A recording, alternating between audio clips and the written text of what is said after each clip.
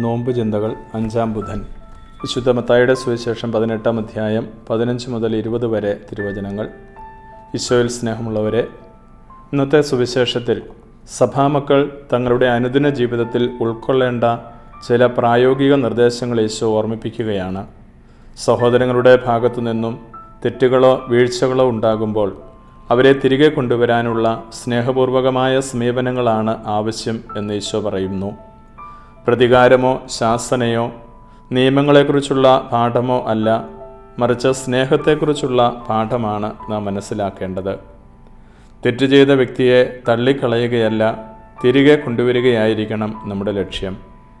പ്രശ്നങ്ങൾ ക്രിസ്തീയ അരൂപിയിൽ രമ്യമായി പരിഹരിക്കാൻ സാധിക്കണം എന്നാണ് ഈശോ ഓർമ്മിപ്പിക്കുന്നത്.